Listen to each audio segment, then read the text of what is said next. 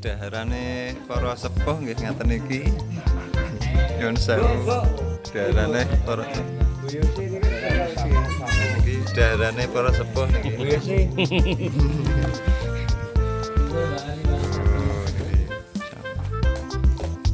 Ampen sayure niki kedah muluk sunah Rasul.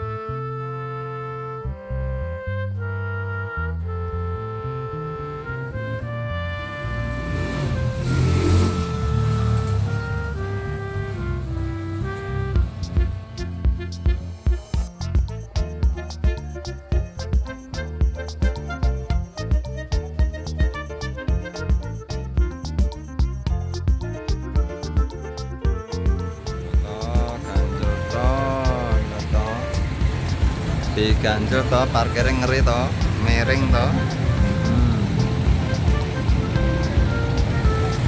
Parkire ngeri, ganjel.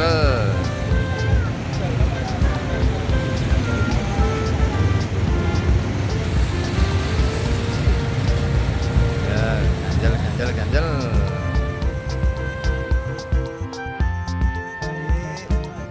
Ada tanah putih.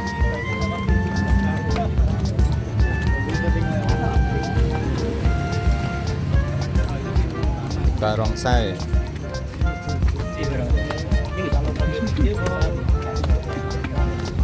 Cuma barong.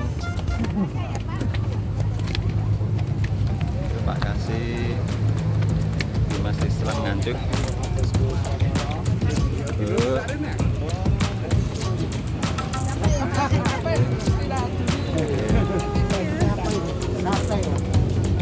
Minal aidin wal faizin.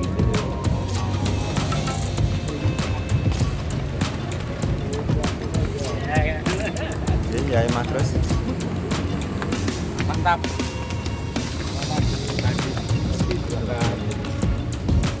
Halo. Wow, sangat tinggi sekali itu. Usia tempat doa ini. Oh iya. Kalau biasanya ada perayaan, perlu nih outdoor kita juga pakai tenda.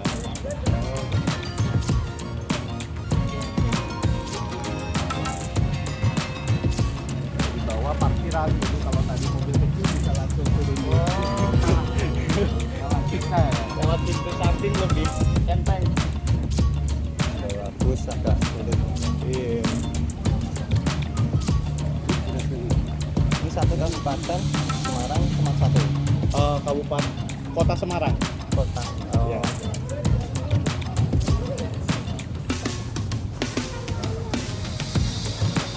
Sangat meraih penghargaan.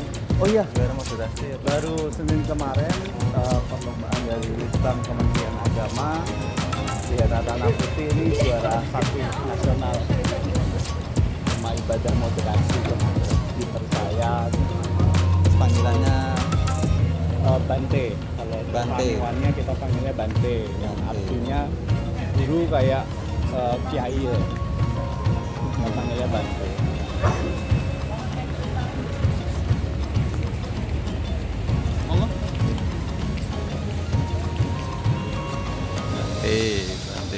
Bante Wihara.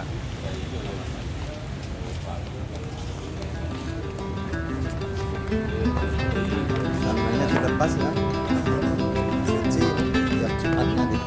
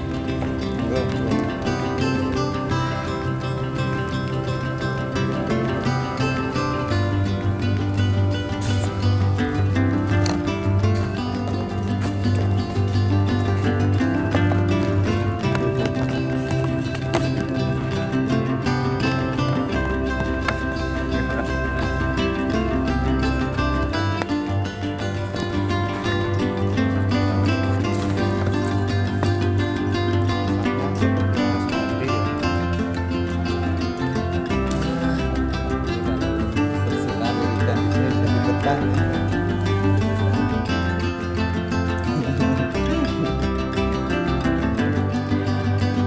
Sawu suku satu.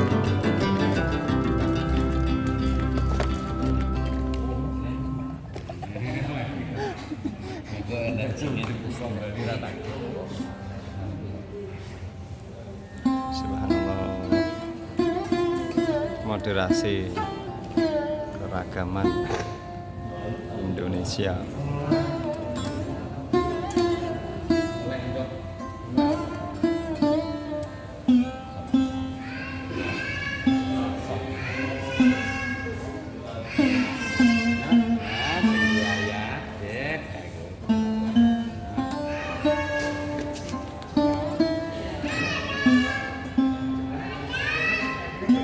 Parfumnya ciri khas.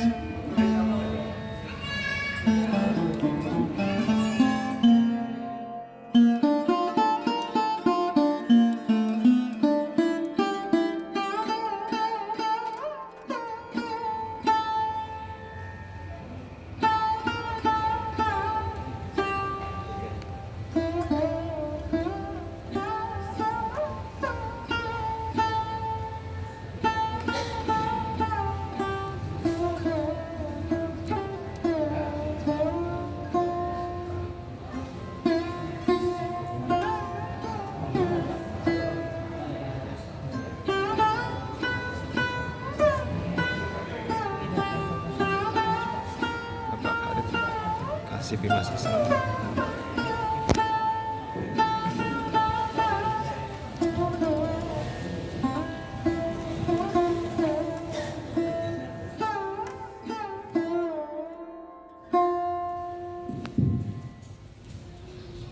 Bismillahirrahmanirrahim. Assalamualaikum warahmatullahi wabarakatuh. Waalaikumsalam warahmatullahi wabarakatuh.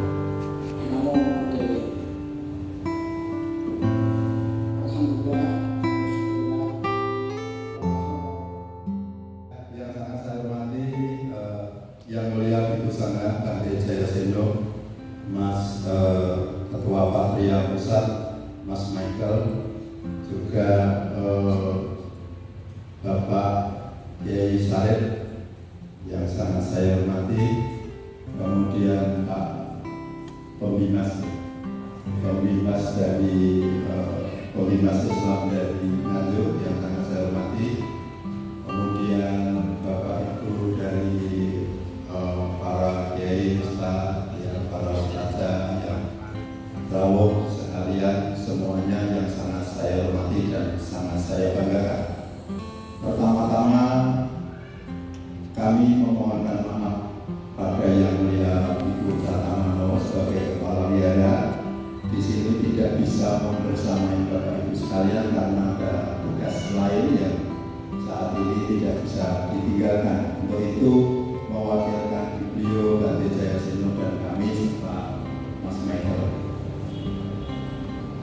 Sekali lagi mohon maaf Bapak Ibu dan selamat datang di Wihara Tanah Putih Semarang, ya, dan juga Bapak Ibu sekalian ya dari Kementerian Agama Kota Semarang yang saya tidak bisa menyebutkan satu persatu namanya.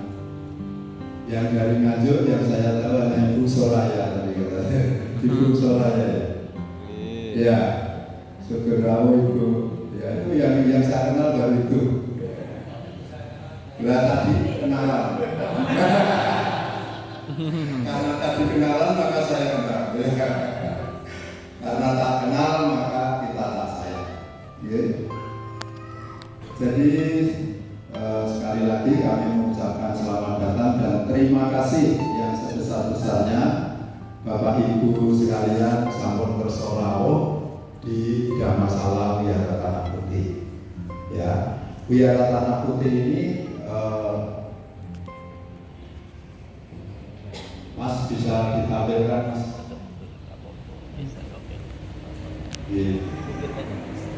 Ya. Jadi Wihara Tanah Putih ini diresmikan diresmikan ya pada 1 Januari 1965. Tapi sebenarnya wihara ini yang pertama itu di bawah Bapak Ibu, di bawah sana tadi yang mungkin ada bis parkir, ya itu di situ. Nah kemudian wihara ini selanjutnya cuman ini saja sebenarnya, kecil ini yang segi 8 ini. Terus kemudian ini 2011 ini direnovasi, ya kemudian setelah direnovasi terwujudlah ini wihara ini. Bapak Ibu sekalian, kalau kita melihat profil dari Wihara Tanah Putih adalah seperti itu. Jadi Wihara Tanah Putih hadir sebagai salah satu wujud ruang moderasi beragama di tengah keragaman keyakinan yang mengajarkan nilai-nilai universal dan mendorong dialog antar umat beragama. Jadi di sini itu Bapak Ibu tidak hanya untuk ya sebelumnya, secara fisik ini milik umat Buddha, tetapi secara spiritual wihara ini adalah milik semua agama. Mengapa demikian? Karena di sini setiap Rabu malam Kamis itu ada meditasi lintas agama. Ada Kristen, Hindu, Buddha, Katolik, Konghucu, bahkan ateis juga ada yang ikut di sini. Ya, untuk meditasi, karena meditasi sesungguhnya bukan tidak ada kaitannya dengan agama, tapi kaitannya dengan mengurus batin kita ini ke dalam. Ya, itu yang ingin kita sampaikan. Nah, kemudian Bapak Ibu sekalian, itu profilnya. Dan yang pertama pojok sebelah kiri itu adalah gambar wihara kalau dari atas. Kemudian yang sebelah kanan itu adalah kegiatan-kegiatan kita dalam pembinaan. Ya, kalau yang wanita itu adalah namanya Atasilani. Jadi kayak itu tapi wanita, dan itu hanya sementara selama 12 hari atau 14 hari. Jadi latihan meninggalkan kehidupan rumah tangga ini. Jadi menjalani seperti layaknya biku kalau untuk yang laki-laki. Tapi yang wanita itu namanya Atasilani, yang pakai putih-putih. Nah, kemudian yang di bawahnya di sini juga ada tempat wudhu, ada 8 tempat wudhu, nanti bisa dibersani. Tempat wudhu untuk teman-teman atau saudara-saudara kami yang non-Buddhis. Itu bisa nanti kalau mau sholat di sini dipersilakan. Ya, Bapak Ibu sekalian, nanti bisa dilihat. Jadi ketika kita ada di sini sembahyang menghadap sini, teman-teman dari Muslim, dari Ahmadiyah, dari Syiah, kemudian NU, Muhammadiyah sembahyang di situ, satu ruangan dengan kami ini.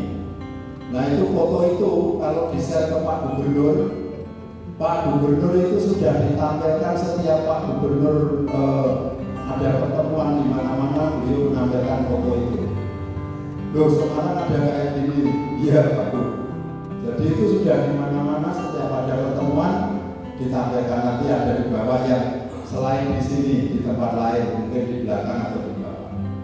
Nah kemudian yang sampingnya itu Bapak Ibu, ketika kita ada acara Waisak, Hari Raya Waisak itu teman-teman lintas agama ini yang sampingnya itu di bawahnya profil itu adalah dari lintas agama, tokoh-tokoh agama, ada romo, ada pastor, ada pendeta, ada dari Konghucu, dari aliran kepercayaan terhadap Tuhan Yang Maha Esa, itu bersama-sama untuk mengucapkan Hari Raya Waisak di sini. Langsung tiba-tiba ke sini, rame-rame gitu. Nah, habis itu dia ratusan itu membacakan puisi moderasi beragama di atas, di ruang atas. Nanti ada fotonya di bawah. Lanjut Mas. Nah itu Bapak Ibu. Itu ketika kita ada yaitu pembinaan keagamaan, sosial dan ekonomi. Jadi itu kita keagamaan, anak-anak sekolah minggu, kemudian anak-anak yang kecil-kecil itu dilatih untuk berdana makan pada biku sangga. ya biksu atau biku itu yang sebelah paling kanan. Nah kemudian itu ada apa itu bursa. Bursa di sini tidak menjual makanan, minuman dan sebagainya, tapi alat-alat sembahyang. Karena pada umumnya di tempat-tempat lain itu ya menjual ada macam-macam, tapi di sini juga macam-macam. Ada leontin, ada apa semua, yang ada kalung, ada gelang, ada apa, tapi kaitannya dengan agama Buddha. Yang agama lain kalau mau beli ya silakan di bursa tadi, dipakai bawah ini, ya. Kemudian ada dupa, lilin dan sebagainya. Kemudian ada asana tempat duduk kayak gini, ada macam-macam, ya di bawah ada. Terus kemudian ada sosialisasi kampung moderasi tadi yang sudah disampaikan Pak Sarif. Jadi karena di Jomblang ini, di Kelurahan Jomblang ini ditetapkan sebagai kampung moderasi, maka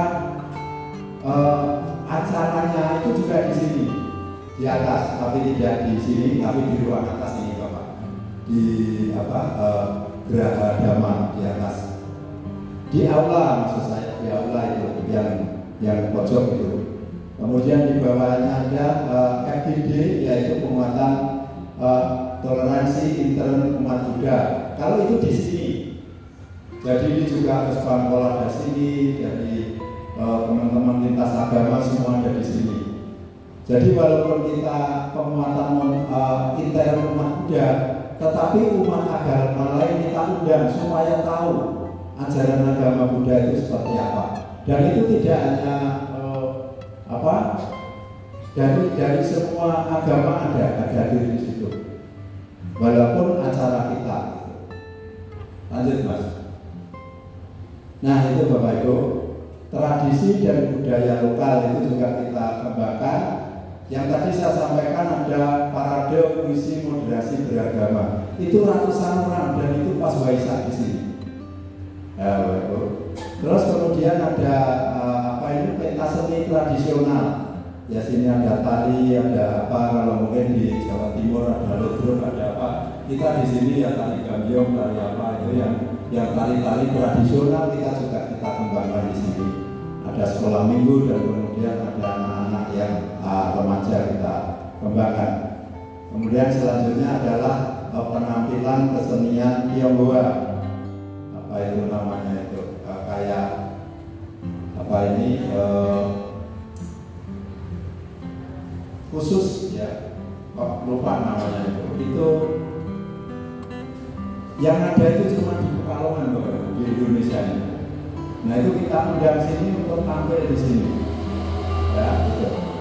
Kemudian yang selanjutnya adalah gunungan dalam prosesi, yaitu relik abu dan mendiang yang mulia Biku Kemasarana Matera. Artinya ketika kita mau menempatkan relik atau abu jenazah dari kepala wihara sini dulu yang pertama kali, karena kepala wihara di sini dulu adalah pendiri Sangha Theravada Indonesia pertama kali. Ya, akhirnya abunya itu disemayamkan di candi. Ini kita buatkan candi namanya Candi Sanggamula Datu Mandira. Ini nanti bisa meresani nanti sini. Di samping wihara ini agak sebelah sini. Ya, itu ada untuk penyimpanan abu jenazah dari yang mulia Biku Kemasarana Matera sebagai pendiri. Nah, itu kita arah-arah dari bawah sana juga orang-orang kampung juga terlibat untuk melakukan tradisi ini. Dan itu juga semua umat beragama dari lintas agama juga kita undang untuk rawuh di sini. Lanjut Mas. Nah Bapak Ibu, itu kunjungan FKUB dari lintas daerah. Nah itu ada dari yang paling bawah itu dari Kalimantan Utara, itu FKUB dari Provinsi Kalimantan Utara. Terus kemudian yang di atas itu, di atas sendiri, ya itu pasti kita ingat, itu adalah kunjungan lintas agama dari FKUB dari Sulawesi Selatan, ya itu. Dan yang sebelah kiri adalah kegiatan donor darah lintas agama itu juga di sini. Di sini donor darah dulu adalah 3 bulan sekali, Bapak Ibu. Kita lakukan di sini. Ya, terus kemudian kegiatan vaksinasi lintas agama. Jadi di sini dulu, maaf Ibu, ketika ada COVID-19 itu, orang-orang itu di sini takut kalau divaksin. Ya, takut semua. Akhirnya Bante punya ide, dari Wihara ini punya ide, yang mau vaksin kita kasih sembako. Wakilnya yang daftar banyak sekali. Yang mau vaksin kita kasih sembako. Akhirnya banyak yang vaksin. Kemudian doa lintas agama, acara Haul Gusdur. Jadi di atas itu juga ada terbangan, Bapak Ibu. Ada di atas ini, ya terbangan, ya tahlilan, ya Haul Gusdur di atas ini. Ya, terus kemudian ada lagi kunjungan duta damai. Ini adalah dari BNPT, dari kelompok-kelompok anti narkoba dan anti terorisme itu yang apa itu duta damai itu. Ya, itu ada juga.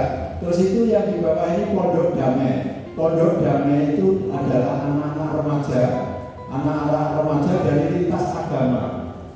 Jadi ada Islam, ada Kristen, ada Katolik, Hindu, Buddha, Konghucu, penghayat itu lain di sini, Pak. Itu sekitar 7 hari. 7 hari tinggal di sini membicarakan kowe mlebu Buddha iki apa? Sing mendorong kowe dadi umat Buddha apa? Sing kok benci dengan umat Buddha apa? Kira-kira gitu. Terus kowe masuk Islam iki apa? Dasare apa? Kowe mlebu rono terus sing ngakon sapa, andre sapa, sing kok benci apa? Terus tengok senengi di situ apa? Itu nanti dibahas semua di situ oleh para remaja pondok damai. Setelah itu tahu semua, dibuat kelompok-kelompok begitu, tahu semua, akhirnya setiap ini sudah sekian kalinya, Bapak Ibu. Sekarang ini di Gedangan. Bukan hanya pondok damai itu remaja, tapi yang selanjutnya adalah namanya anak semai. Ada ya, belum? Anak semai itu juga di sini, Bapak Ibu. Itu 3 hari 4 hari. Itu juga lain tinggal di sini di kamar-kamar di atas itu. Kemudian mulai dari anak SMP, SD itu kita ajari untuk membaur. Ya, akhirnya prasangka buruk itu bisa terpupus. Oh, nek bodoh iki manane babi misalnya gitu. Itu tidak ada di sini, itu dijelaskan. Ini halal, ini ora halal, kira-kira gitu. Jadi tidak usah khawatir kalau itu bukan.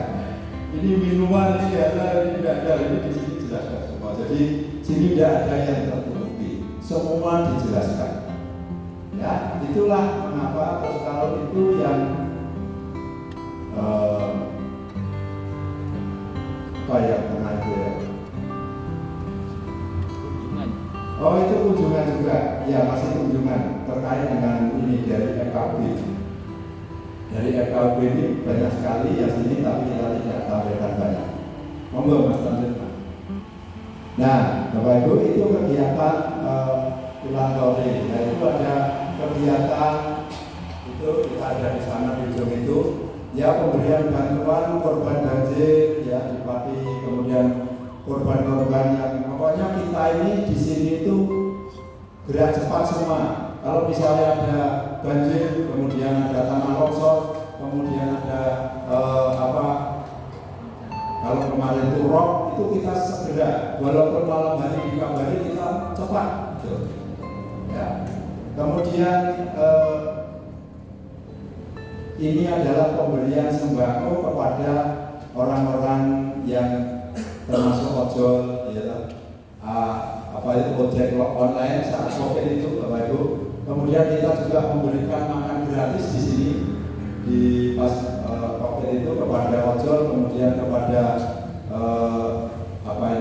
taksi-taksi online itu yang saat itu juga sulit untuk mendapatkan ini karena beliau merasa penghasilannya kurang, tidak cukup, akhirnya kita siapkan makan. Akhirnya tidak hanya ojol tapi masyarakat sekitar juga ikut hadir di sini, ya. Kemudian juga prosesi pindah patah yang bawah ini, maaf, yang bawah ini pindah patah artinya para biku itu kalau di sini adalah jalan kaki untuk mendapatkan makan. Para bante ini, para biku atau bante atau biksu ini makannya kalau tidak diberi rumah tidak makan.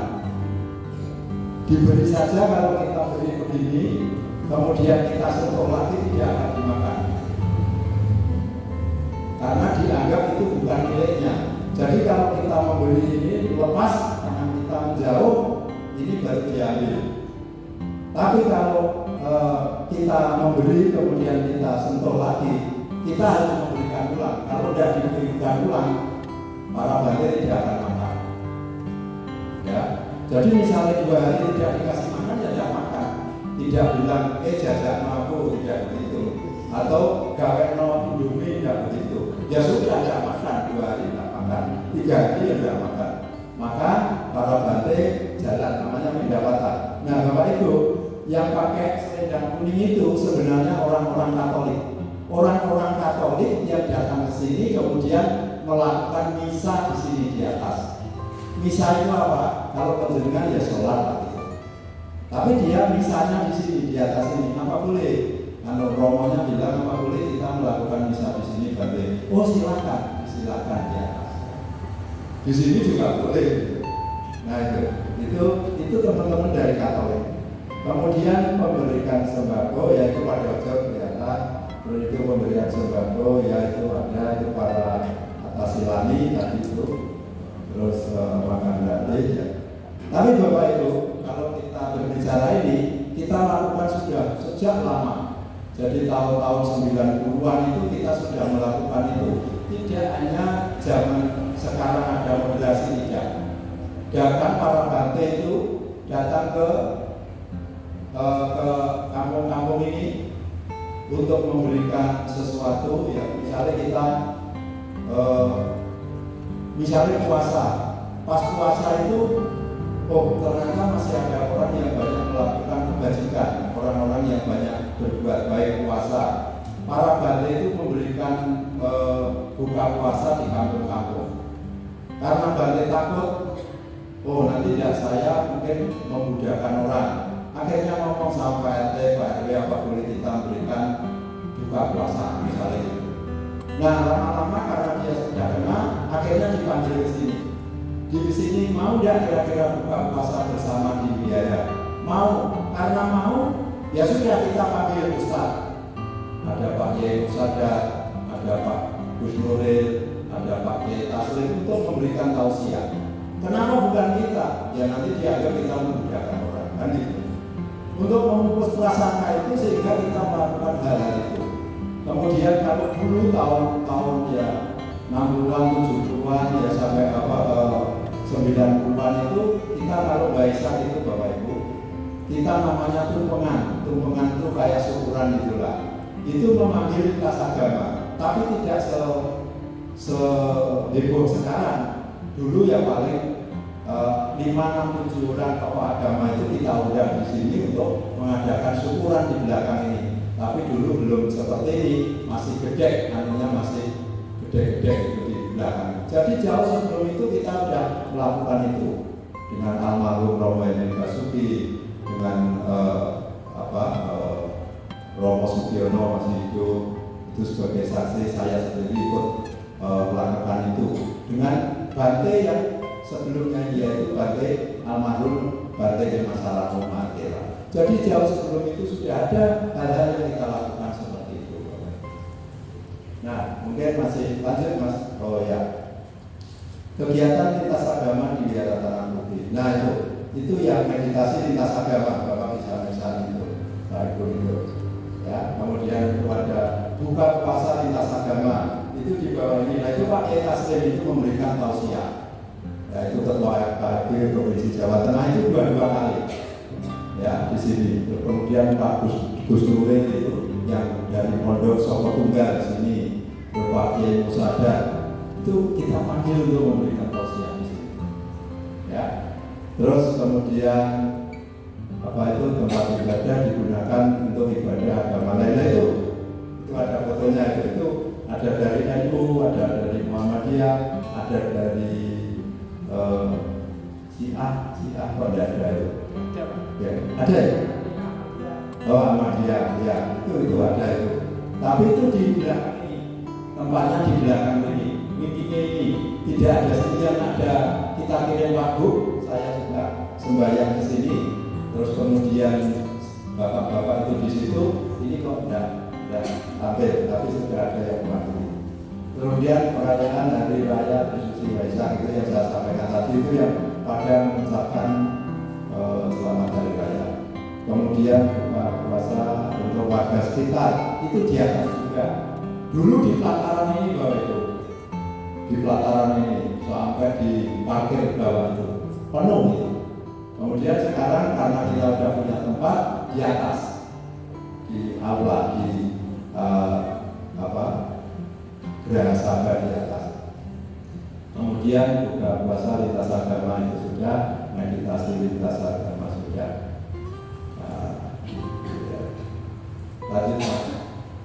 Nah, ya kira-kira itu Bapak Ibu yang masih banyak sebenarnya kegiatan-kegiatan yang lain yang kita lakukan di sini. Tapi barangkali itu sebagai pemantik Bapak Ibu untuk mengenal lebih dekat dengan Wihara Tanah Putih. Jadi jangan khawatir di sini kalau mau baca sholawat, mau baca apa, silakan, tidak ada masalah ya.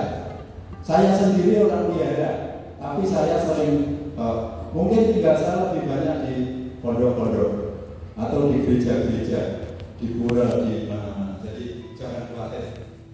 Ya.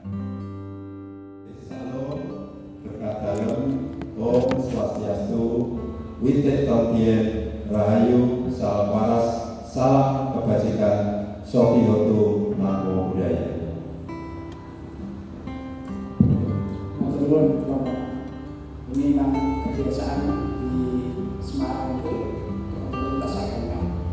Kalau salam, misalnya saya Islam, Muslim, ketika yang menyampaikan orang yang salam yang sesuatu yang paling kiri,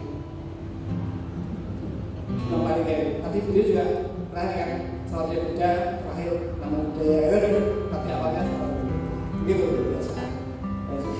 Sebagai upaya dan yang menikmati dari Mas Michael ingin menyampaikan sesuatu. Bapak sekalian, ini tadi sekilas sepintas bagaimana beliau menyampaikan tentang kiprah wihara ini, Wihara Tanah Putih, dari sekian banyak rumah ibadah agama Buddha yang ada di kota Semarang.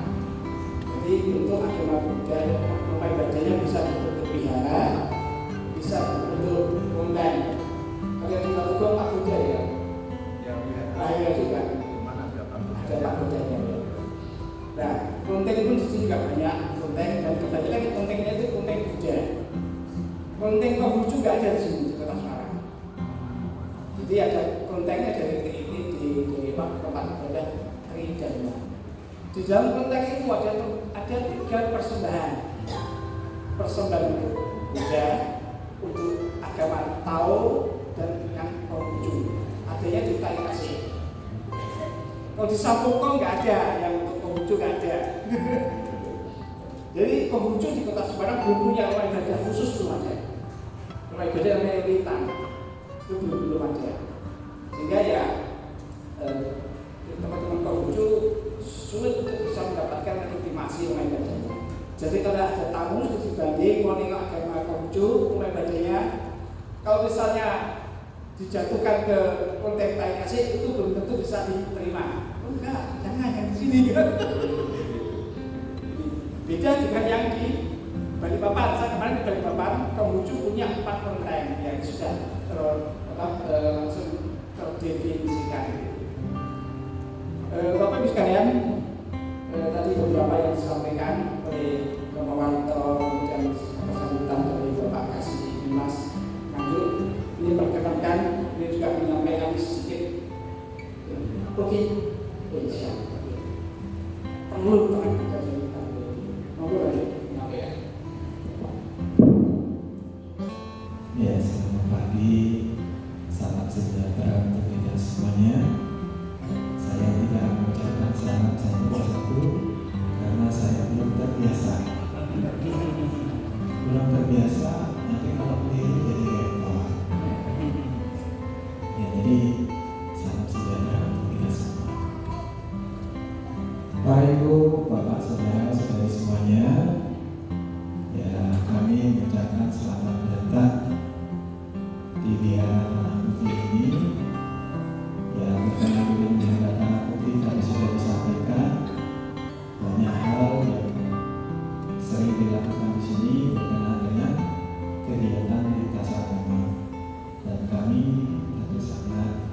bersyukur karena Wihara Tanah Putih dijadikan sebagai tempat untuk saling memupuk rasa persaudaraan. Walaupun kita ya berbeda dalam hal keyakinan, itu bukan soal untuk membuat kita menjadi bersatu. Sebab kalau kita tercerai-berai, banyak orang di luar akan memanfaatkan kondisi itu, dan itu sangat bahaya sekali. Ya, sekali lagi kami mengucapkan terima kasih atas kehadiran kedatangan para ibu, bapak, saudara-saudari dari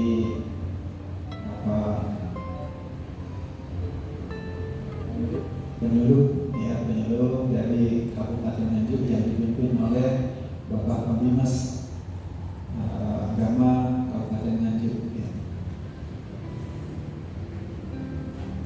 Jadi saya akan menyampaikan atau menambahkan sedikit hal berkenaan barangkali apa yang para ibu ya bapak lihat yang ada di depan. Ya, barangkali ada yang bertanya begitu. Apa yang ada di depan ini kok ada patung-patung? Ini sesuatu yang barangkali bagi beberapa orang ini penasaran atau mungkin alergi dengan hal itu. Ya, maka harus disampaikan. Oke, saya izin untuk posisinya.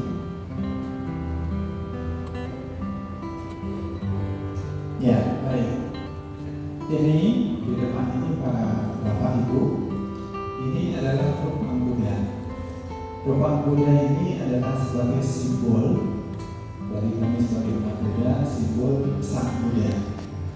Jadi Sang Buddha ini adalah manusia yang telah mencapai terang sempurna. Namun saat ini beliau sudah mencapai parinibbana, yang bahasa umumnya meninggal, sudah parinibbana. Sehingga untuk menghormati beliau itu apa saja yang harus dilakukan? Sebenarnya beliau memberikan kode-kode. Bisa menghormati beliau dengan cara menghormat pohon bodi. Ya, pohon bodi ini adalah pohon di mana beliau mencapai keterangan sempurna di India sana. Ya, sampai saat ini pohon bodi tempat beliau itu masih ada, tetapi pohon bodi yang aslinya sudah mati juga. Tetapi pohon bodi yang masih di sana itu diambil dari Sri Lanka di tanah. Nah, sampai sekarang masih tumbuh. Ya. Nah, ini sebagai simbol saya untuk menghormati. Jadi apa yang seharusnya dihormati oleh kami sebagai umat Buddha, yaitu sebenarnya nilai-nilai luhur yang dimiliki oleh Sang Buddha. Apa nilai-nilai luhur yang dimiliki oleh Sang Buddha? Yaitu Maha Karuna. Jadi beliau memiliki Maha Karuna. Karuna adalah kasih yang tiada tandingnya. Ya, itu yang kami upayakan untuk tiru dalam menjalani kehidupan. Kemudian beliau adalah Maha Parisedi. Maha Parisedi ini adalah beliau adalah Maha Suci. Kenapa beliau dikatakan Maha Suci? Karena beliau sudah sempurna. Sempurna apa? Pengetahuan dan tindakan beliau. Jadi apapun yang dilakukan oleh beliau sempurna, tidak mencelakakan pihak lain, tidak merugikan pihak lain. Nah, itu sempurna tindakan beliau, pengetahuan dan tindakan. Kemudian yang terakhir adalah Maha Bijaksana, Maha Baik. Jadi Sang Buddha ya sudah memiliki kebijaksanaan dan sempurna. Nah, dengan alasan ini kami menghormati beliau. Ya, semoga ini nanti jadi pemahaman baru untuk para ibu bapak saudara-saudari, supaya tidak memunculkan kecurigaan. Nah, ini sekali lagi hanya sebagai simbol. Seperti kita di Indonesia itu punya bendera, itu kan simbol juga. Nah, kalau kita menghormati benderanya, kayaknya enggak juga. Tetapi apa makna dari itu? Nah, merah putih itu maknanya apa? Merah itu berani. Nah, itu yang kita Putih itu artinya suci. Nah ini yang kita pakai, tapi bukan sekadar kainnya. Nah kami sebagai makna juga demikian, bukan sekadar patungnya, tetapi ada makna. Dan ini keliru yang kami ujian. Nah ini berkaitan dengan ruang bulan. Lalu di sini ada buah, kadang-kadang di sini ada lilin, ada pelita, ada bunga. Buah ini hanya sebagai lambang, sekali lagi lambangnya adalah apapun yang akan kamu tanam, itulah yang akan kamu petik. Itu buah. Kalau misalkan Bapak Ibu, Bapak saudara-saudari tanam buah nangka atau pohon nangka, apakah yang muncul nanti berbuah buah apakah? Enggak ya. Berarti nanti yang akan berbuah buah nangka. Kalau Bapak Ibu menanam padi, apakah bisa nanti berbuah semangka? Ya, pasti nanti akan berbuah padi. Seperti itu, Pak Ibu, Bapak saudara-saudari. Kalau kita melakukan perbuatan, ya, entah perbuatan baik, perbuatan buruk. Kalau berbuat baik, buahnya nanti akan baik. Kalau berbuat buruk, buahnya juga akan buruk.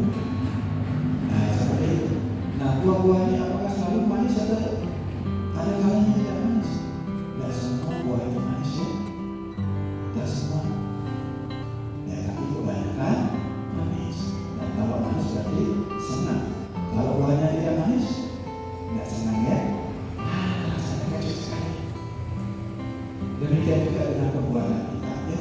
Perbuatan kita itu ada yang berbuat baik, yang nanti akibatnya buahnya manis.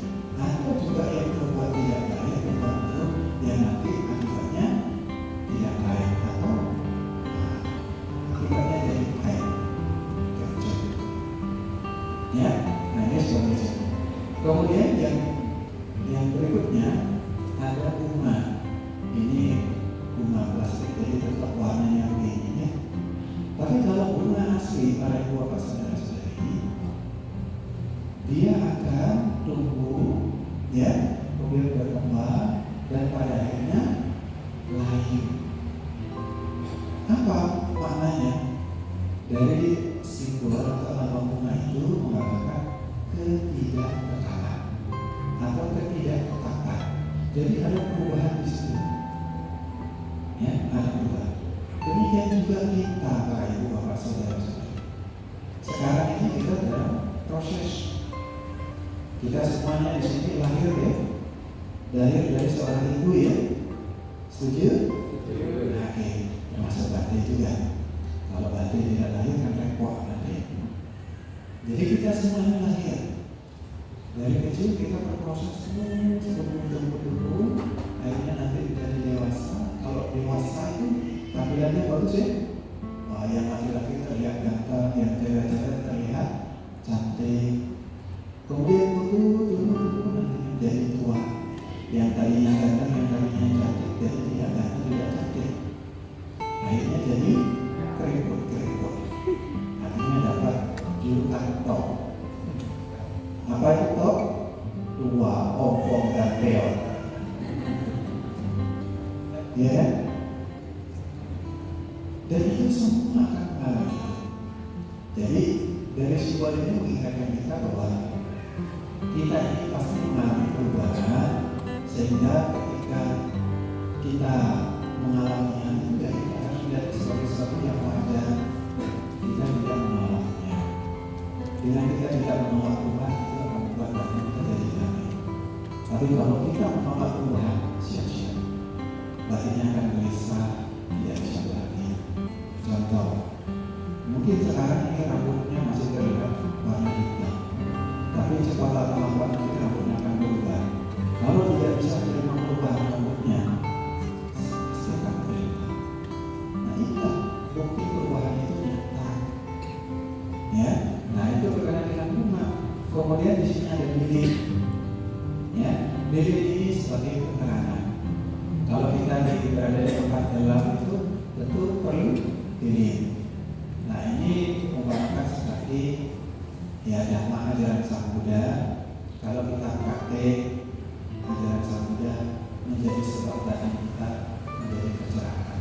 Ya demikian juga barangkali para ibu bapak saudara-saudari, dengan Anda belajar praktek apa yang tertera dalam Al-Quran, tentu membuat batin Anda menjadi merasa damai dan bahagia. Nah demikian juga ya, kami dengan kalian belajar Tripitaka, kemudian kalau praktekkan dalam kehidupan sehari, itu akan menjadi kondisi untuk menerangi batin kami yang gelap. Begitu. Kemudian ada dupa. Dupa itu biasanya harum, ya. Harum. Ini melambangkan kalau kita melakukan hal-hal yang baik akan tersebar, ya, akan tersebar kebajikannya, akan dikenal oleh orang banyak. Walaupun kita tidak menginginkan untuk dikenal oleh orang banyak, tetapi kalau perbuatan kita melalui berlian jasmani, melalui ucapan kita baik, orang-orang di sekitar kita akan senang dengan keberadaan kita. Orang-orang di sekitar kita senang dengan keberadaan kita, mereka akan nanti bercerita sama teman-temannya, oh bapak itu, ibu itu baik, saya setiap hari bersama mereka, sama beliau, selalu berucap tidak baik terhadap saya. Kemudian itu nanti diserahkan bagi semuanya semua. Akhirnya nama baik itu menjadi tersebar luas. Jadi harumnya dupa seperti harumnya beliau-beliau, mereka-mereka yang memiliki kebajikan berperan dalam mereka. Kalau sudah perilaku jasmaninya baik, ucapannya baik, tentu sumbernya dari pikiran yang baik. Karena apapun yang kita lakukan para ibu bapak saudara jadi sumbernya dari pikiran. Ada yang sukses, ada yang maju dalam apapun pasti kita punya ide-ide mau ini itu adalah pikiran kita. Ya, nah ini sekilas berkenaan dengan apa yang ada di altar ini. Ya, dengan altar ini yang kami gunakan sebagai bahasa simbol yang barangkali juga akan mudah misalnya sang Buddha. Nah, ini penjelasan sedikit apa yang ada di sini. Nanti mungkin kita bisa keliling melihat-lihat, mungkin ada relief yang ada di sini. Ya sebenarnya tidak banyak, tapi semoga nanti menginspirasi. Kemudian berkenaan dengan relief ini, yaitu sebenarnya ya relief kehidupan Pangeran Siddhartha yang bakal menjadi Buddha. Yang di sana Ratu Mahamaya, ibu dari Pangeran Siddhartha, tapi sebelum itu belum mau mengandung dia. Jadi bakal Pangeran Siddhartha itu sebelumnya lahir di alam dewa. Alam dewa itu Sita. Kalau Bodhisattva calon Buddha itu biasanya akan lahir di alam surga Sita. Kemudian akan mencari rahim yang cocok untuk dia di alam manusia. Maka rahim yang cocok adalah rahimnya Dewi Mahamaya. Ya, Dewi Mahamaya ini adalah istri dari seorang raja zaman dulu, dulu sekali itu di India. Nah, nama suaminya itu rajanya adalah Raja Surya. Itu ada gajah di atas pojoknya itu. Nah, di situ terlihat perempuan berlari itu Dewi Mahamaya. Gajah itu perlu dilihat dari luar sana, yang nanti akan masuk ke perutnya Dewi Mahamaya. Kemudian di sini sebelah sini ini ketika Dewi Mahamaya itu mau melahirkan, dia pergi sebenarnya dari kebiasaan orang di India itu kalau mau melahirkan itu biasanya mau ke perempuan, ya, dari perempuan. Nah, tapi begitu sampai di dekat taman, malah melahirkan di taman, tidak jadi melahirkan di rumah orang tua. Nah itu ada apa? Simbol bayi itu. Dan itu Pangeran Siddhartha yang bakal menjadi Buddha lahir. Nah pada saat dia lahir itu beliau bisa langsung berbicara dan beliau bisa langsung berjalan. Ketika beliau berjalan, sebelahnya 7 langkah. Setiap langkah itu muncul bunga ramai. Nah, muncul bunga. Dan pada saat beliau berbicara begini, kalau diartikan ke bahasa Indonesia. Akulah yang tertua ini, akulah yang paling aku di dunia ini. Kemudian beliau mengatakan, inilah kelahiran yang terakhir, tidak ada kelahiran lagi. Itu pernyataan beliau berdasarkan bahwa beliau nanti akan menjadi Buddha sebenarnya. Menurut kepercayaan orang Buddha, ya kalau saudara menjadi sama-sama Buddha, sudah selesai tugasnya, sudah selesai. Tidak akan lahir di alam surga, juga tidak akan lahir di alam menderita, tidak. Bahkan lahir di alam Brahma pun, alam dewa yang lebih tinggi lagi, tidak akan lahir di situ. Nah, jadi sudah selesai, sudah lahir. Yang menyebabkan makhluk-makhluk itu bisa lahir mati karena 3 sebab: masih memiliki keserakahan, masih memiliki kebencian, dan masih memiliki kebodohan. Jadi seorang Buddha sudah tidak memiliki, sudah terbebas dari keserakahan, kebencian, dan kebodohan tadi. Nah, kalau sudah tidak ada 3 itu, maka tidak ada kondisi untuk lahir mati. Nah, ini penjelasannya. Nah, kemudian di situ ada gambar orang tua, orang sakit. Jadi pertapa Pangeran Siddhartha itu sedang besar, dia selalu berada di istana menikmati kesenangan-kesenangan. Tapi suatu ketika dia keluar melihat kondisi-kondisi itu, orang sakit, ya, kemudian orang tua. Selama di istana itu dia lihat yang muda-muda ya, yang buat dia senang. Begitu dia melihat yang sakit, orang tua, dia jadi sedih. Itu orang kuat, itu orang tua, orang sakit. Apakah saya nanti bisa seperti itu? Ya, semua orang nanti bisa seperti itu. Dengan mendapatkan informasi begitu, dia jadi takut. Wah, kalau saya tua begini nanti gimana? Nah, jadi mereka ngomong. Kemudian geser ke sini lagi, yang paling sini itu ada orang yang meninggal dan pertapa.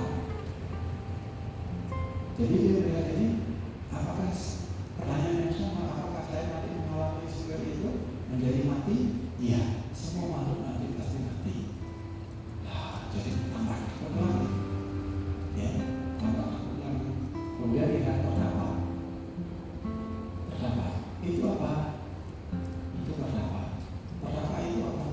Pertapa adalah orang-orang yang berusaha untuk terbebas dari penderitaan.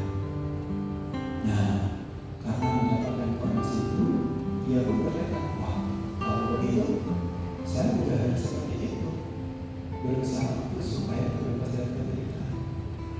Maka setelah itu dia bertekad, ya, untuk meninggalkan kehidupan pada saat itu. Harus diingat, beliau adalah pangeran, ya, dan menjadi pewaris dari tahta kerajaan, punya segalanya. Bahkan disebutkan beliau memiliki 40 harta kekayaan. Waduh, sangat banyak sekali. Itu semua ditinggalkan.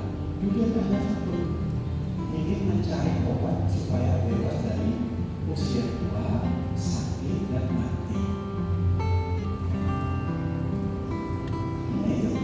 Dan akhirnya beliau pun berjuang, ya, berjuang selama 6 tahun.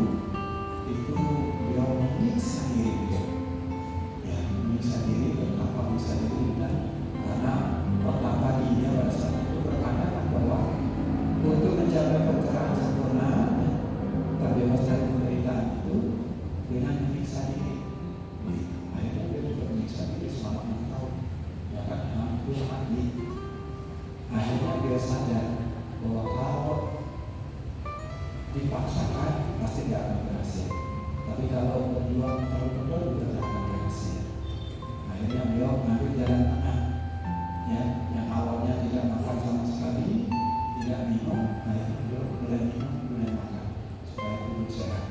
Karena dengan kita sehat, mengondisikan kita punya tenaga untuk bisa berjuang lagi. Dan akhirnya beliau itu sehat kembali dan mendapatkan persembahan atau dana yang terakhir dari seorang yang baik, namanya Sudara, dalam dana makan. Dana makan itu dibagi menjadi 40 ya, 49 rujukan ya, 49 rupiah. Jadi selama 49 ini dia tidak makan ya, 49 hari tidak makan, hanya didukung oleh nutrisi yang didapat dari ya sebelum mencapai langsung. Karena setelah makan makanan dari 49 rupiah itu dia bertekad, biarpun darah saya sudah meninggal, pura-pura saya ini sudah tidak berfungsi lagi, saya akan hidup di sini sampai saya jadi mangkok beliau dibuang, yang maksudnya nggak akan punya makan lagi, nggak akan mencari makanan lagi. Beliau bertekad duduk di bawah pohon ini, lalu berjuang. Tapi sebelum itu, karena beliau bertekad ingin menjadi muda, karena malah dewa, dewa marah, dewa mengganggu, itu tidak ingin beliau menjadi muda, malah diganggu. Bagaimana cara mengganggunya? Banyak upaya-upaya yang dilakukan dengan melempar bola api panas, dengan melempar segala macam benda-benda tajam untuk mengganggu, tapi tidak berhasil. Ya, tidak berhasil. Dan karena tidak berhasil mengganggu, akhirnya ya berwisata berhasil dari Buddha. Ya, berhasil menjadi Buddha mencapai Buddha Sutera. Di malam 3 malam. Nah, jadi dari jam 6 sore sampai jam 6 pagi ada 3 periode biasanya. Dari jam 6 sampai jam 10 beliau mencapai pengetahuan yang disebut dengan Ubediwasan Satinyana, di mana beliau memiliki pengetahuan bisa mengingat kehidupan masa lampau. Jadi pengetahuan ini bisa dimiliki oleh siapapun, ya, bisa dimiliki oleh siapapun, asalkan harus rajin meditasi. Kalau dia nggak rajin meditasi nggak bisa. Ya, Ubediwasan Satinyana bisa mengingat kehidupan lampau. Tidak hanya satu kehidupan, 2 kehidupan, 3 kehidupan, tapi banyak kehidupan. Ya, tidak terhingga kehidupan. Bisa diingat dia menjadi apa, dari keluarga apa, itu bisa diingat. Itu dari jangkauan pertama. Jangkauan kedua, dari jam 10 sampai jam 2 pagi beliau memiliki pengetahuan dibacakunya, atau bahasa lainnya adalah mata dewa. Jadi dengan pengetahuan ini beliau melihat makhluk-makhluk ada yang mati dan lahir sebagai apa, ya, beliau tahu kenapa makhluk ini lahir sebagai apa, lahir sebagai ini disebabkan oleh apa. Jadi secara ringkasnya bahwa makhluk-makhluk itu lahir itu karena disebabkan oleh karmanya masing-masing, perbuatannya masing-masing. Kalau perbuatannya baik, nanti akan menjadi manusia yang baik. Sering disebut alam surga, alam bahagia. Di agama Buddha juga ada itu alam surga. Jadi alam surganya apa? Ada bertingkat-tingkat. Kenapa bertingkat-tingkat? Itu nanti bergantung dari kekuatan kebajikannya. Kalau kekuatan kebajikannya banyak, alam surganya nanti jadi lebih tinggi. Nah, itu yang kedua adalah bacaannya. Yang ketiga adalah dari jam 2 sampai jam 6 pagi itu mencapai pengetahuan yang disebut dengan asawakayana. Asawakayana ini adalah pengetahuan mengenai bahwa kotoran-kotoran batinnya sudah lenyap, sudah tidak ada. Berupa apa? Keserakahan, kebencian, dan kebodohan hati. Nah, kebodohan ini adalah kebodohan batin yang gelap. Ya, kebodohan yang dimaksud bukan berarti dia yang tidak bisa baca tulis ya. Karena yang bisa baca tulis itu banyak yang bodoh. Ya, yang bisa baca tulis banyak yang bodoh. Tapi belum tentu mereka yang tidak bisa baca tulis orang yang bodoh. Nah, maksudnya apa? Orang yang bisa baca tulis masih bodoh. Nah, mereka bisa baca tulis tapi banyak ilmu, dibully. Tapi bagi mereka yang mungkin secara pendidikan tidak tinggi, tapi mereka jujur, mereka taat dengan aturan-aturan, ya, menghormati yang lebih tua, wah itu baik sekali. Ya, nah mereka tidak pengetahuan yang dicapai dengan cara juga pengetahuan ini maka pangeran senjata menjadi hujan. Ya sekali lagi para ibu bapak saudara sekalian yang saya ini, semoga ada pemahaman sedikit sehingga ya, saya pun sedikit juga belajar ya, tentang agama yang baik supaya apa? Ya supaya kita dapat ilmu baru, ilmu baru. Karena ada hal-hal tertentu juga hanya bersama, terutama jauhi hal-hal yang buruk, tambahlah hal yang baik. Ya itu kan sama.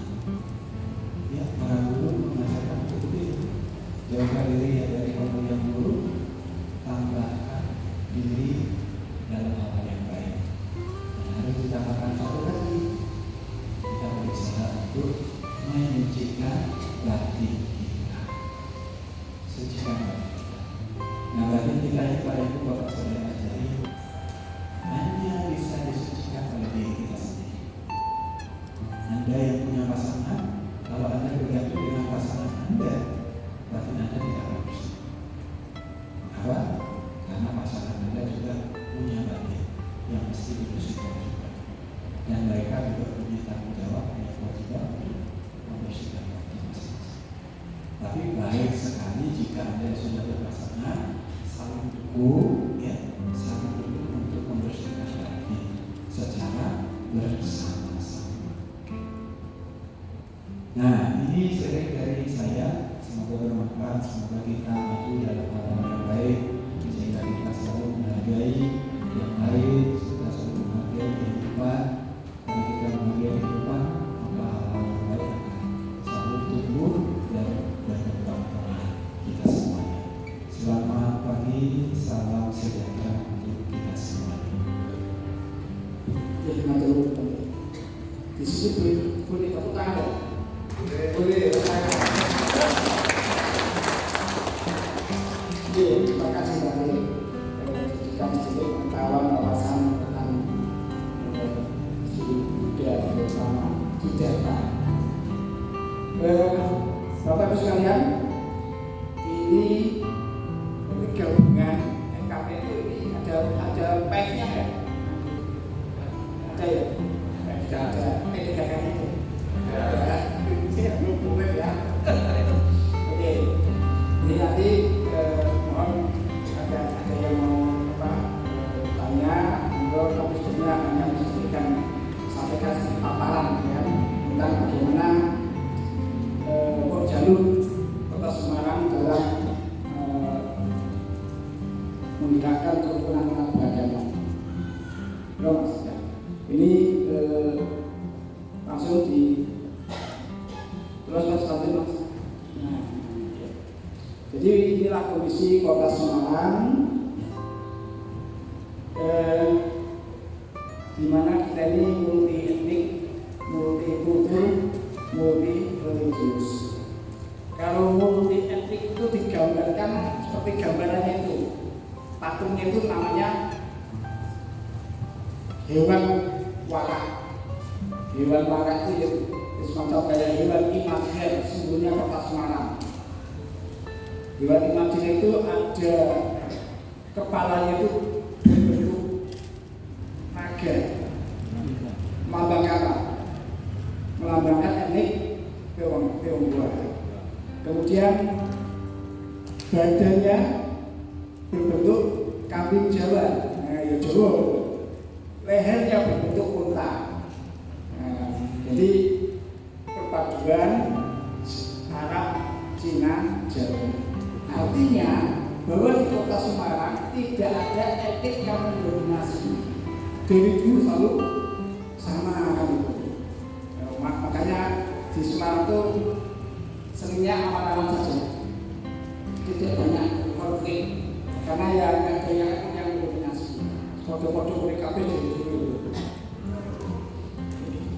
Kemudian juga multikultur, kita lihat jalan masyarakat pesisir Nusa Jawa lintas budaya. Tidak banyak banyak yang mampir ke Semarang, kemudian saling bisnis, kemudian kenal budaya. Yang ketiga multi religius, tadi mas, multi religius yang tentunya kalau banyak agama ini mesti ada konflik itu akan timbul. Nanti lagi. Nah, ini ada 6 agama di kota Semarang. Klik Islam adalah 83%, Katolik 7,6%, Kristen 7,1%, Buddha 1,3%, Hindu 0,8% dan Konghucu 0,2%. Selain itu juga ada penghayat kepercayaan. Jadi penghayat itu kalau nggak salah di Semarang itu sampai ada 11.000 jumlah penghayat. Ya, jumlah penghayat 11.000 kata dari KPLKI. Dan KPLKI itu sebuah lembaga yang menghimpun penghayat. Majelis Luhur Kepercayaan Adat Buana Maha Indonesia. Dan di kota Semarang ya banyak aliran dari Sakojono dan Jalan, kemudian apa? Kalau jumlah yang penghayat yang terdaftar di kota Semarang itu 42 aliran yang terdaftar di Kesbangpol. Tapi dari 11.000 itu yang baru merubah KTP dari agama kepada penghayat baru 225 orang. Jadi sesuai dengan keputusan Mahkamah Konstitusi tanggal 17 November 2017 bahwa penghayat kepercayaan berhak untuk mencantumkan kepercayaan di KTP kolom KTP. Nah, sejak dibuka keran itu dari sekian banyak baru 225. Jadi tadinya kan KTP-nya agama Islam berubah menjadi penghayat. Kakaknya juga ada di kolom penghayat kakaknya. Kemudian juga tadinya ada agamanya misalnya Katolik berubah menjadi penghayat. Tadinya Buddha menjadi penghayat. Jadi ini yang baru dari ketua MLKI Kota Semarang aja belum dari berubah. Masih KTP-nya kan ada, kan KTP itu rugi, terus ganti lu, masih Katolik. Tapi sekretarisnya sudah berubah, ibu ganti KTP wis dari Islam kepada penghayat. Jadi banyak permasalahan katanya. Kenapa kok gak berani berubah masalah pendidikan, tidak sekolah pilih penghayat, makanan ini kena di penghayat pula dulu. Nah ini adalah gambaran panggil. Nah, ini adalah rumah ibadah di kota Semarang. Masjidnya itu sekian, dan musolanya juga sekian. Kemudian gereja Katolik itu 14 itu gerejanya, kapalnya 11. Kalau masjid kan 1319, ada yang 2, kalau 30 299 itu. Kemudian kalau gereja Kristen ini di Semarang ada. Untuk Kristen ada 328 denominasi. Tahu maksudnya? 328 aliran. Kalau Kristennya, kita ya, itu pun gerejanya beda-beda ya. Ini yang 231 itu versi badan musyawarah antar gereja. Kemudian 511 ini ya. Itu yang kadang-kadang belum terdaftar itu ya sudah dahulu. Kalau versi PGKS Hospital Gereja Kristen Semarang itu hanya 24. Tapi kalau versi banyak versinya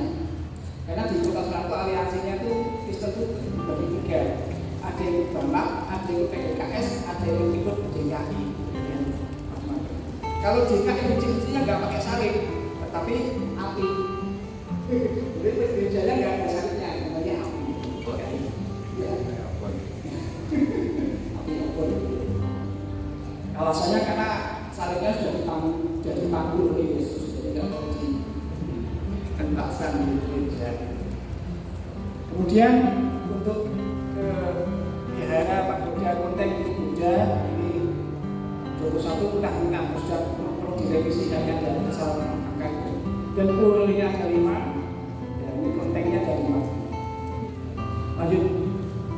Nah, setelah dan peta kayak begitu, maka penyuluh Kota Semarang ini mau nggak mau ya berperan sebagai motivator, yaitu harus mampu memotivasi masyarakat dalam menjaga kerukunan umat beragama.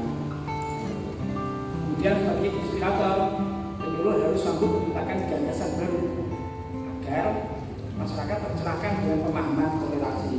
Contohnya apa? Contoh kan sering-sering kadang-kadang terjadi konflik masalah pendirian rumah ibadah.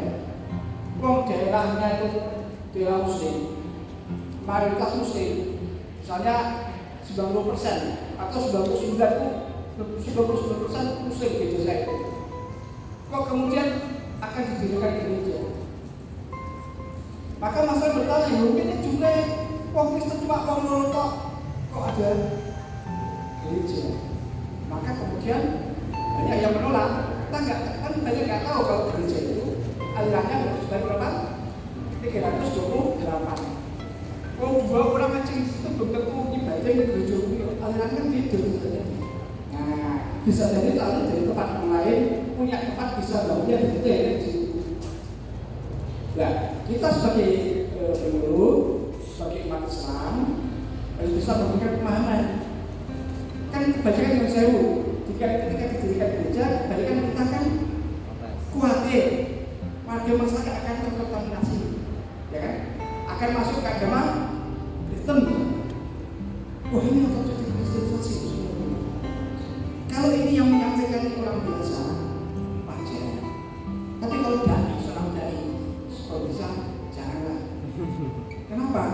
Dia seorang dai. Masuk takut terkontaminasi oleh gereja, sampai dia kerja apa? Berdakwah menjadi akidah masyarakat dia. Kalau dia sampai dia aktifan menjadi masyarakat, berdakwah dengan sungguh-sungguh kepada masyarakat, kan takut ambil kontaminasi, bahkan berkompetisi utama cara itu. Itu yang begitu, maka bikin pemahaman, bukan malah provokasi. Supaya berulang. Kemudian sebagai stabilisator, jadi penyuluh mampu mengendalikan masyarakat di tengah ancaman berkembangnya paham informasi dan jadi menjadi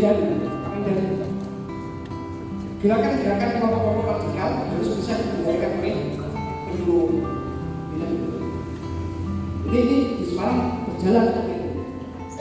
Bahkan bisa dikatakan kelompok-kelompok kecil yang suaranya kencang itu sekarang sudah mulai agak dulu kencang, sekarang sudah mulai agak ini sudah dulu. Dan penyuluh menjadi andalan. Penyuluh menjadi andalan. Bahkan ada seorang penyuluh di Kota Semarang sampai diangkat menjadi sekretaris FKBM, Forum Kerukunan, Forum Kewaspadaan Diri Masyarakat. Jadi bahasanya kalau intelek masyarakat dan diakui oleh polisi, oleh kota, menuju kita harus menjalankan. Sampai seperti itu kita Semarang. Jadi ini berjalan. Dan juga menjadi katalisator. Dia mampu menciptakan perubahan secara cepat agar program pemerintah mudah dipahami dan dirasakan oleh masyarakat. Jadi yang belum jadi agen perubahannya jadi mampu berubah. Jadi mereka-mereka yang tadinya ada kelompok yang intoleran harus dirubah menjadi toleran. Ada metodenya, ada caranya. Lanjut. Nah ini visinya. Dan fungsi penyuluh di Kota Semarang dijalankan 4 ini, edukatif dan informatif. Ya biasa kayak penyuluhan, halo-halo yang itu yang edukatif dan informatif itu halo-halo. Dia penyuluhan terkait edukasi dalam agama dan konsultatif, pelayanan konsultasi dan rapat-rapat. Jadi rapat-rapat itu ada dengan rapat itu namanya konsultatif, fungsi konsultatif. Kemudian adanya Olympia juga demikian. Kemudian ada fungsi advokatif, ini pendampingan. Kalau ada konflik mendampingi, menyelesaikan, menangani, itulah fungsi advokatif. Dan yang keempat, fungsi administratif. Ini kita juga harus pakai dulu. Misalnya pakailah menangani kebetulan kewajiban kemudian mengatur bekas-bekas dan macam. Kemudian punya data-data yang konkret sehingga nanti semua menjadi rujukan. Kita menjadi rujukan dari berbagai pihak yang akan muncul. Kita ingin mengetahui bagaimana supaya konflik bisa ditangani. Nah, terus, ini orang yang maka kedua juga harus mampu membuat inovasi. Ini ada inovasi mobilisasi di Kota Semarang. Nanti ini salah satu inovasinya adalah Bina Ex Napi Terorisme menjadi agen moderasi beragama cinta negara. Jadi para ex napi di Kota Semarang ini dibina oleh guru, kemudian dijadikan sebagai agen moderasi. Jadi kita lagi nggak ngomong moderasi kita, jangan ngomong mereka. Sasarannya apa? Sasarannya anak sekolah, anak SMA. Kan mereka dulu jadi teroris gara-gara SMA gitu. Dan mereka tahu celah-celahnya. Kemudian kelompok-kelompok mereka sendiri itu mereka jadikan supaya mereka bisa sadar. Jadi kita sudah punya tangan juga. Ya terus, nah sudah selesai. Ya itu gambaran bagaimana di Kota Semarang. Monggo nanti di sana menanyakan, monggo kami buka para pertanyaan. Bapak ini 4 ya? Sudah kesiangan acaranya Oh iya. Rekomendasi Mas Roma. Iya. 2 aja. 2 ya? Udah siapa ini?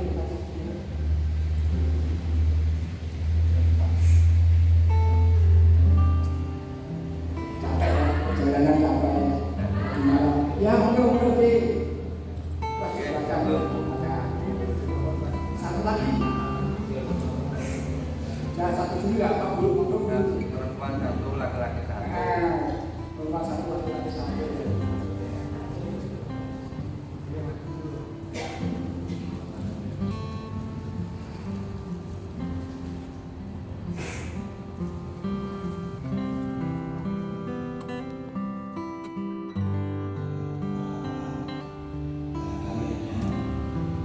Tetapi ya tentu ini hanya sebagai warna khas saja, warna khas supaya ada perbedaan lain.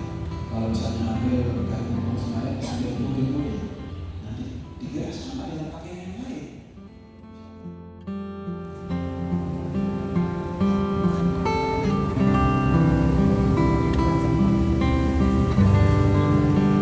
Wihara Tanah Putih Semarang City.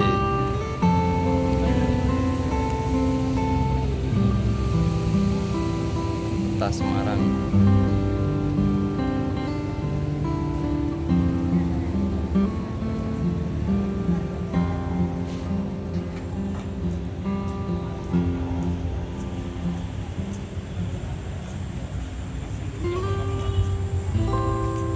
Cirebon. Oke.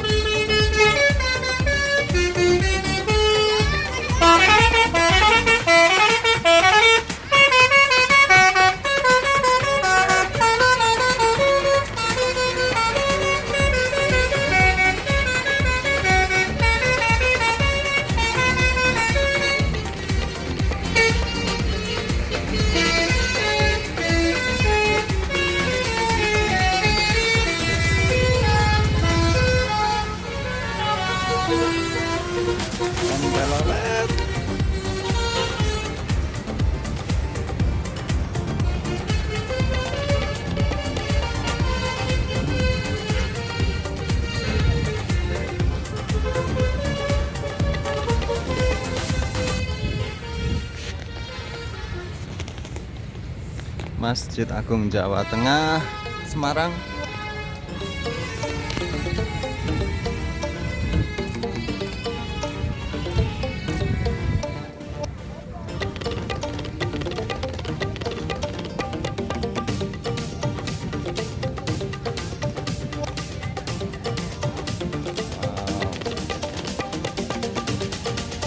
Menaranya sangat besar, tinggi.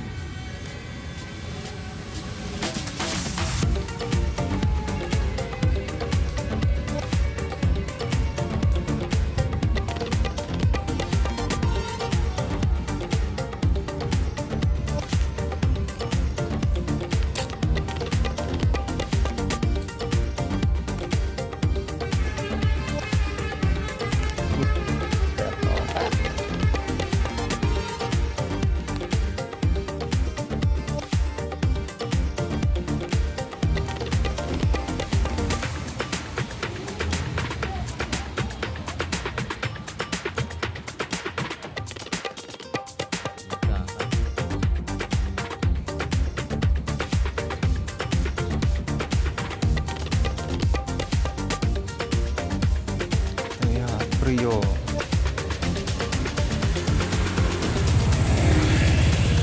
Bukan orang sembarangan, Tega. Masjid Agung.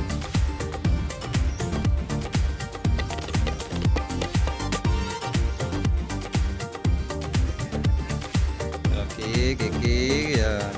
Jumbar loh Masjid Agung Jawa Tengah. Tuh Jumbar pelayan ke sopo kayak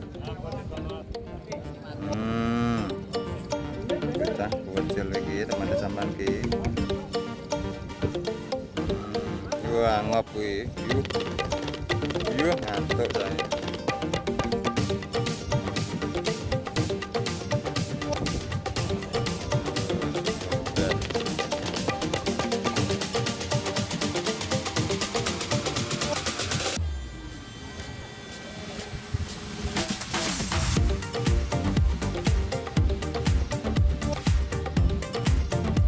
Ka'bah.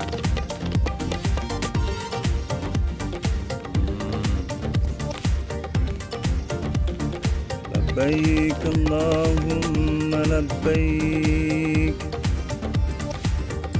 labbaik la syarika laka labbaik, innal hamda wan ni'mata laka wal mulk la syarika lak. Haji, alhamdulillah sama haji, ya Allah.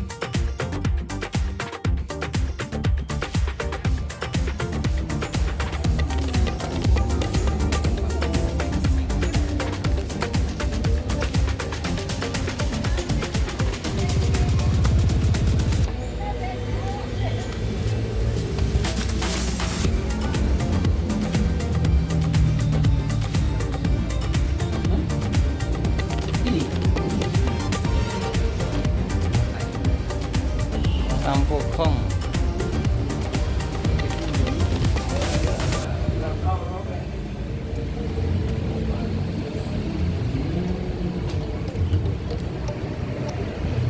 Banyak merpatinya.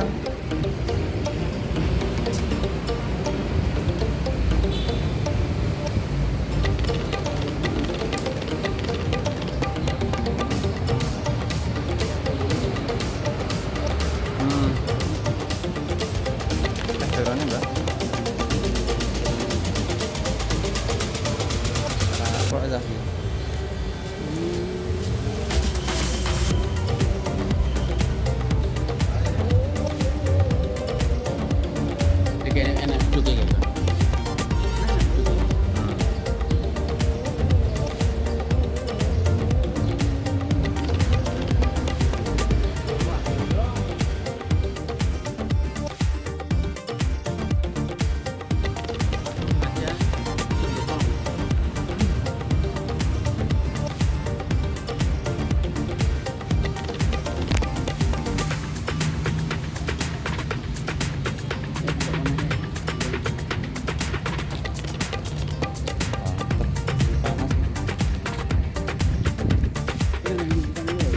duduk mbak.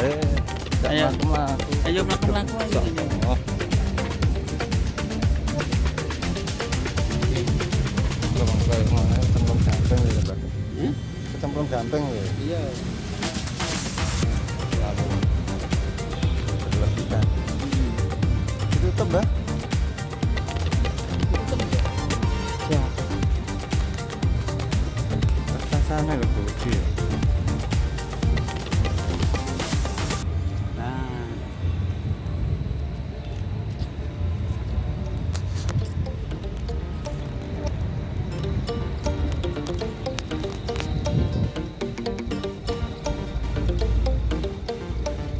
Gak iso ya?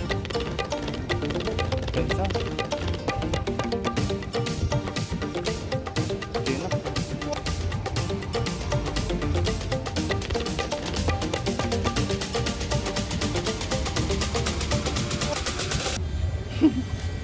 Dino bah. Om sampai ini berarti. Keren sekali. Sampokong. Jadi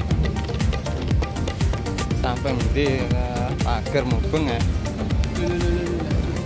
Lilin raksasa. Oh, lilin raksasa guys.